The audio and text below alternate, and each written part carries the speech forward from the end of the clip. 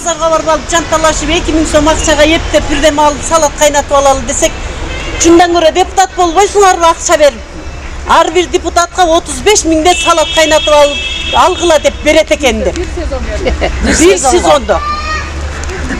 Ар бир депутаттын семьясына берилет экенде. Мен ошону угуп аябай таң калдым. 45 жыл, мына 47 жыл болуп атат мен бир жерде иштегениме быйыл. 47 жыл иштеп 2886 сом пенсияга чыктым.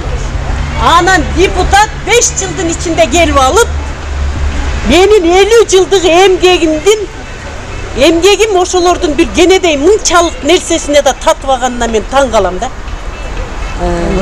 Мага окшогон пенсионерлер толтургандай.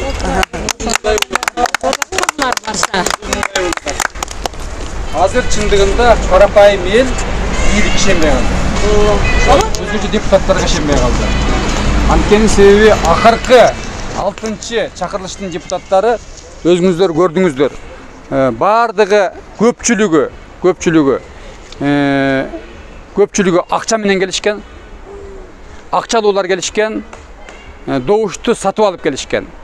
Ага негиз берген мыйзам 2010-жылы кабыл алынган бизде баш мыйзам. 2010-жылы баш мыйзам кабыл алынган. Жана убактылуу өкмөттүн мүчөлөрү тарабынан. Убактылуу өкмөттүн мүчөлөрү кыргыз элин алдашкан.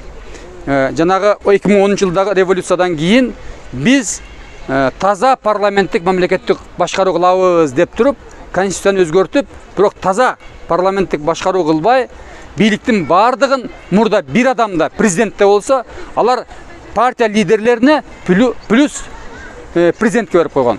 Натыйжада партия лидерлери бардык бийликти колуна алып алышып туруп, мына болочок депутаттардын тизмесин партия лидерлери аныктап алган. Карапайым элден шайлоого болгон укугун тартып алышкан. Мына 2010-жылда конституциянын негизинде. Натыйжада парламентке мына ошол партия лидерлери тандаган адамдар парламентке келишти. Алар кантип тандашкан? Кимдин акчасы болсо, кимдин колунда доллары болсо, сому болсо, ошолорду тизмеге киргизишкен.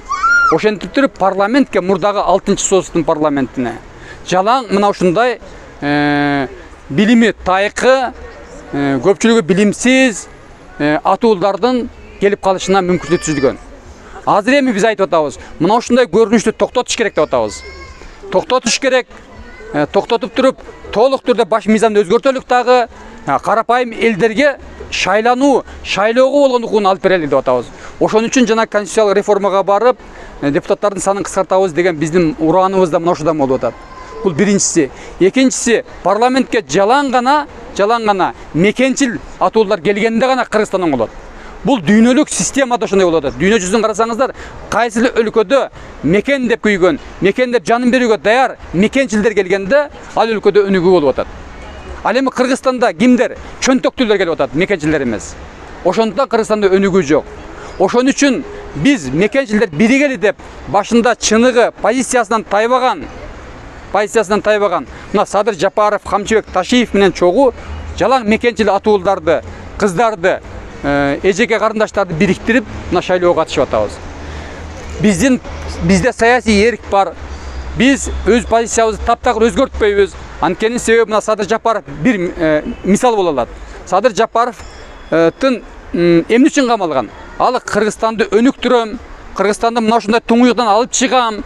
Аны үчүн Акаевдин мезгилинен бери уурдалып жаткан коррупционерлер тарабынан уурдалып жаткан акчаны, кумтөрдүн акчасын мамлекетке түшүрөм деген идеясы үчүн камалып жатат.